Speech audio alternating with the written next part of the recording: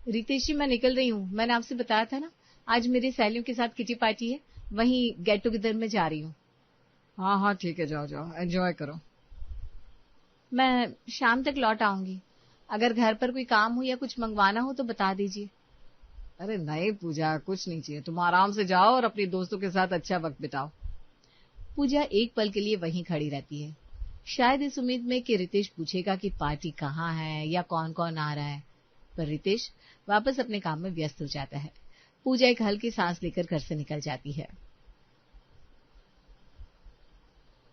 पूजा के पहुंचते ही सब उसका स्वागत करती हैं, बातें शुरू होती है और हंसी के ठहाके गूंजने लगते हैं। अभी पार्टी को शुरू हुए कुछ ही देर हुई थी कि अचानक नेहा का फोन बज उठता है। लो यार, मेरे पतिदेव का फोन आ गया, 1 घंटा नहीं होता इनका मेरे बिना। नेहा फोन उठाती है और सबके सामने थोड़ा इतराते हुए बात करने लगती है। हाँ जी, सुनो, बैठी हूँ अभी दोस्तों के साथ। हाँ, खा लिया क्या? इतनी जल्दी क्या है घर आने की?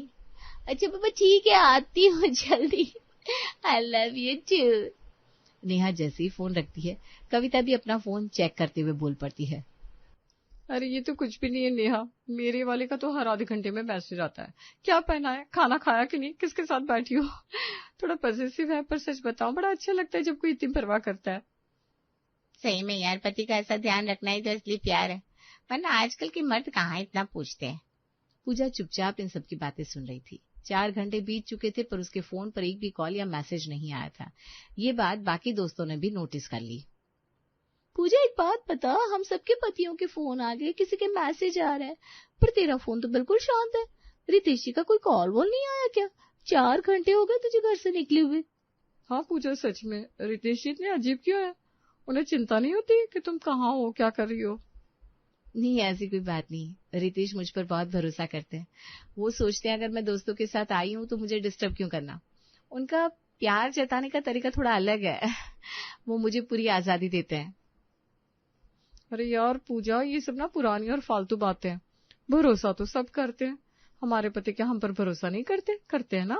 पर बात यहाँ भरोसे की नहीं है, उन दोनों के बीच के प्यार की है।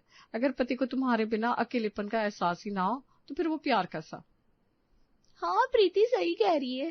प्यार में थोड़ा हक जताना तो बनता है ना। अगर मर्द पूरे दिन में एक बार भी ये ना पूछे तुम कहाँ हो, तो लगता है जैसे उन्हें फर्क नहीं पड़ता। पूजा के दिल में ये बातें तीर की तरह चुभ जाती है, लेकिन वो उस वक्त ज्यादा ध्यान नहीं देती और बात को हंसकर टाल देती है। पार्टी खत्म होती है और वो घर लौट आती है तो देखती है रितेश अभी भी लैपटॉप पर बैठा है। आ गई तुम? पार्टी कैसी रही? हाँ, बहुत अच्छी रही, सब आए थे। अच्छा है, चलो थोड़ा चेंज हो गया तुम्हारा। मैं अपना ये मेल भेज दूं, फिर खाना खाता है। पूजा वहां खड़ी उम्मीद करती रही रितेश कुछ तो पूछेगा, पर वो फिर से अपने काम में लग गया। पूजा को अपनी सहेलियों की बातें याद आने लगती है, उन्हें फर्क ही नहीं पड़ता। नहीं, मैं फालतू में ओवर थिंकिंग कर रही हूँ। रितेश ऐसे ही है, शांत और सुलझे हुए। इसका मतलब ये थोड़ी ना है कि वो मुझसे प्यार नहीं करते। हर इंसान का प्यार जताने का तरीका अलग होता है। वो मुझे लेकर फालतू का दिखावा नहीं करते, बस यही बात है। रात का समय, दोनों खाना खाकर सोने के लिए लेट जाते हैं। रितेश तुरंत सो जाता है, लेकिन पूजा कुछ देर छत को देखती रहती है, फिर खुद को समझाकर आंखें बंद कर लेती है। अगली सुबह धूप खिड़की से अंदर आ रही है। पूजा किचन में चाय बना रही थी, स्लैब पर रखा उसका फोन बज उठता है। हाँ मम्मी जी, नमस्ते, कैसी हैं आप? नमस्ते बेटा, मैं ठीक हूँ। मैं तो बस ऐसे ही फोन कर रही थी कि अब तो बच्चों के समर वेकेशंस भी शुरू हो गए हैं। हर साल तुम इस वक्त कुछ दिनों के लिए यहाँ आ जाती हो ना, तो इस बार कब आ रही हो? तुम्हारा भाई और भाभी भी आए हुए हैं, सब साथ में अच्छा वक्त बिताएंगे। हाँ मम्मी, मेरा भी बहुत मन है आने का। मैं आज रितेश से बात करके आपको बताती हूँ। शाम का समय था। रितेश ऑफिस का काम खत्म करके आराम से बैठा था। पूजा उसके पास चाय का कप लेकर जाती है। रितेश, सुबह मम्मी का फोन आया था, कह रही थी गर्मियों की छुट्टियां शुरू हो गई है तो मैं कुछ दिनों के लिए मायके चली जाऊं। वहां भाई और भाभी भी आए हुए हैं। क्यों ना, बिल्कुल जाओ, आराम से जाओ और कुछ दिन वहां रह कर आओ। आखिर तुम्हारा अपना घर है वहां।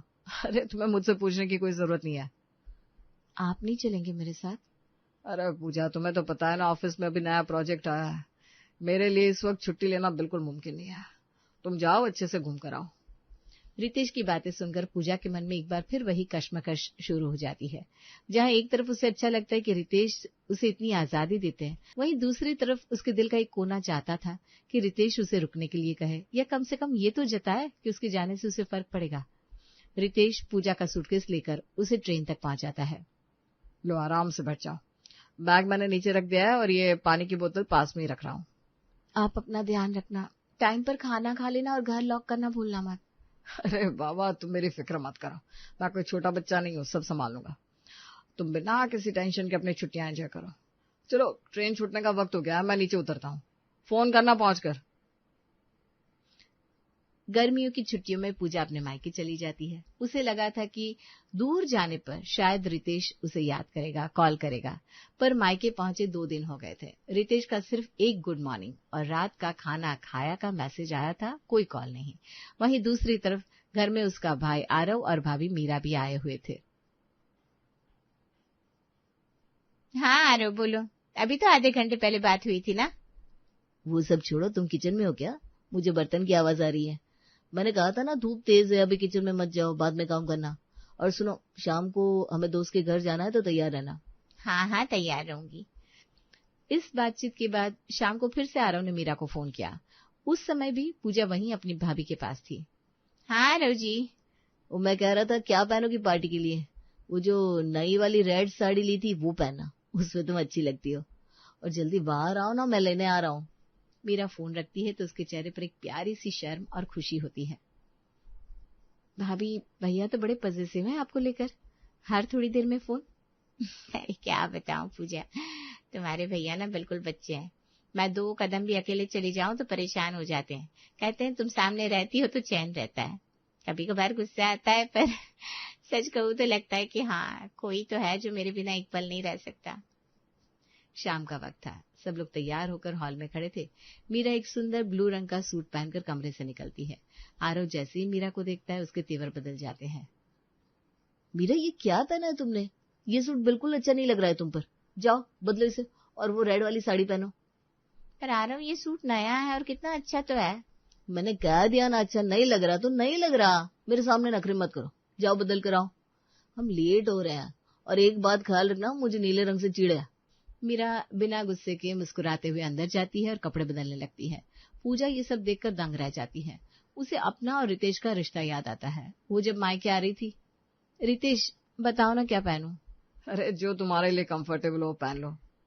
अच्छा कलर तो बताओ। मेरी बीवी जो पहनती अच्छा ही लगता है, ज्यादा मत सोचो, कुछ भी पहन लो। आज के दिन, उस वक्त तो वो सब आजादी लगती थी, पर आज आरव का मीरा पर इस तरह हक जताना देखकर उसे रितेश से जलन और दर्द महसूस होने लगा था। भाभी के जाने के बाद वो खिड़की के पास जाकर खड़ी हो गई और सोचने लगी कि क्या रितेश सच में उससे प्यार नहीं करता। भाभी एक बात पूछूं, भैया आपको लेकर कुछ ज्यादा ही पॉजिटिव नहीं है? कल शाम को भी उन्होंने सबके सामने आपका सूट बदलवा दिया, आपको बुरा नहीं लगा? अरे पूजा, इसमें बुरा मानने वाली क्या बात है? ये तो उनका प्यार है। जो इंसान प्यार करेगा वही तो परवाह करेगा ना। अगर उन्हें मुझसे फर्क ही नहीं पड़ता तो वो क्यों टोकते मैं क्या पहन रही हूँ, कहाँ जा रही हूँ? पता नहीं भाभी, सबका अपना तरीका होता है, क्या कह सकते हैं। पूजा एक बात कहूँ, बुरा मत मानना, मुझे ना रितेश जी का व्यवहार थोड़ा अजीब लगता है। ऐसा लगता है जैसे उन्हें तुम्हारी कोई फिक्र ही नहीं है। ऐसा क्यों कह रही है भाभी? अब तुम खुद देखो ना, जब से तुम मायके आई हो उनका ठीक से कॉल तक नहीं आया, सिर्फ वो नाम के मैसेज आ जाते हैं। अगर मैं 3 दिन के लिए भी मायके आऊं ना तो तुम्हारे भैया चौथे दिन मायके आ खड़े होते हैं। चलो अब बहुत दिन हो गए, तुम्हारे बिना घर काटने को दौड़ता है। मुझे लगता है रितेश जी तुमसे वैसा प्यार नहीं करते। भाभी की ये बात पूजा के दिल के पार हो जाती है। जिस सच से वो अब तक भाग रही थी, आज वो उसके सामने था। उसे सच में बहुत बुरा लगता है और उसका दिल टूट जाता है। वो उसी वक्त तय करती है कि अब वो यहाँ एक पल नहीं रुकेगी। अरे पूजा, तुम अचानक बिना बताए आ गई, कोई प्रॉब्लम हुई है क्या वहां? कोई प्रॉब्लम नहीं हुई, मेरा मन हुआ मैं आ गई। अरे तो कम से कम मुझे फोन पर बता देती, मैं स्टेशन आ जाता लेना। और तुम इतनी उखड़ी उखड़ी क्यों? रास्ते में कुछ हुआ है क्या? मैंने कहा ना कुछ नहीं हुआ। मुझे स्टेशन से आने के लिए किसी की जरूरत नहीं है, मैं अकेली आ सकती हूँ। पूजा क्या बात है, तुम कल तक फोन पर ठीक थी, आज अचानक बात भी नहीं कर रही हो। मुझसे कोई गलती हुई है तो बताओ। रितेश प्लीज, मुझे अभी कोई बात नहीं करनी, मैं थक गई हूँ, मुझे आराम करने दो। पूजा कमरे का दरवाजा बंद करके बिस्तर पर लेट जाती है और दीवार की तरफ मुंह कर लेती है। रितेश बाहर खड़ा हैरान परेशान रह जाता है। पूजा, कल रात से देख रहा हूँ तुम मुझसे सीधे मुंह बात नहीं कर रही हो। कल भी पूछा था, आज फिर से पूछ रहा हूँ, हुआ क्या है? अगर कोई बात परेशान कर रही है तो खुलकर बताओ ना। क्या बताऊं और क्यों बताऊं? आपको सच में फर्क पड़ता है कि मुझे क्या परेशान कर रहा है, या बस फॉर्मेलिटी निभा रहे हैं? फॉर्मेलिटी? पूजा, मैं तुम्हारी परवाह कर रहा हूँ, इसीलिए पूछ रहा हूँ। परवाह? प्लीज रितेश, इस शब्द का मजाक तो मत बनाओ। आपके मुंह से परवाह शब्द अच्छा ही नहीं लगता। परवाह क्या होती है ये आपको पता भी है? देखो पूजा, अब तुम बिना वजह बात को बढ़ा रही हो।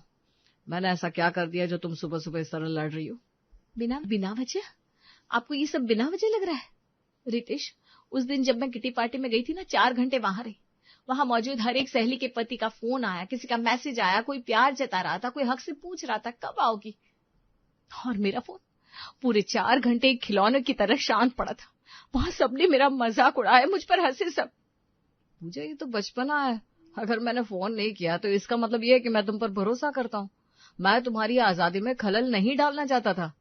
अरे भाड़ में गई ऐसी आजादी, मुझे नहीं चाहिए ऐसी आजादी जो मुझे अकेला कर दे। आजादी और लापरवाही में फर्क होता है रितेश। जब मैं मायके गई, 3 दिन वहां रही, आपने एक बार भी फोन करके ये नहीं पूछा पूजा कैसी हो, मन लग रहा है कि नहीं? वहां मेरी भाभी तक ने मुझसे कह दिया कि रितेश तुमसे प्यार नहीं करते। उन्होंने कहा अगर वो मेरी जगह होती तो भैया चौथे दिन मायके आकर खड़े हो जाते। तुम दूसरों की बातें सुनकर मुझसे लड़ रही हो? तुम्हारा भाई पजेसिव है, वो अपनी पत्नी को टोकता है, पर मैं वैसा नहीं हूँ। मैं तुम पर पाबंदी नहीं लगा सकता। पाबंदी मत लगाओ रितेश, पर हक तो जताओ। जो इंसान प्यार करता है वही तो परवाह करता है ना। आपके इस ठंडेपन ने मुझे अंदर से मार दिया है। मुझे ऐसा महसूस होता है जैसे मैं इस घर में एक शो पीस हूँ, जिसका होना या ना होना आपके लिए एक बराबर है। आप मुझसे प्यार नहीं करते रितेश। आपके दिल में मेरे लिए कोई जज्बात ही नहीं बचे हैं। पूजा रोते हुए अपने कमरे की तरफ भाग जाती है और दरवाजा जोर से बंद कर लेती है। रितेश वहीं डाइनिंग टेबल पर अवाक खड़ा रह जाता है। अगले दिन की सुबह। पूजा, कहाँ जा रही हो तुम? बिना बताए कहाँ निकल रही हो? रितेश, चिंटू को स्कूल से लेने जा रही हूँ। रोज का तो काम है मेरा, इस पर इतना परेशान होने की क्या बात है? परेशानी की बात तो है ही। तुम अकेले क्यों जाओगी? मैं भी चलता हूँ। क्या? लेकिन क्यों भाई? चली जाऊंगी मैं। अच्छा ठीक है, फिर वहां पहुंचकर तुरंत मुझे फोन करना, ठीक है? पूजा हैरानी से रितेश को देखती है और पर्स लेकर घर से निकल जाती है। दोपहर के 12 बजे का समय था। पूजा स्कूल के बाहर चिंटू का हाथ पकड़कर खड़ी थी और पर्स में रखा उसका फोन लगातार वाइब्रेट कर रहा था। हाँ रितेश, अभी चिंटू की छुट्टी हुई है, बहुत ट्रैफिक है, जल्दी बोलो। पूजा, आधे घंटे से ऊपर हो गया, तुम अभी तक घर क्यों नहीं पहुंची? रास्ते में कहीं रुकी हो क्या? कहा था ना स्कूल पहुंचती ही कॉल करना। अरे यार, यहाँ भीड़ में बच्चे का हाथ पकड़ो या मोबाइल कान से लटकाऊं? मैंने छोड़ दिया इसीलिए कि घर आ रही हूँ थोड़ी देर में।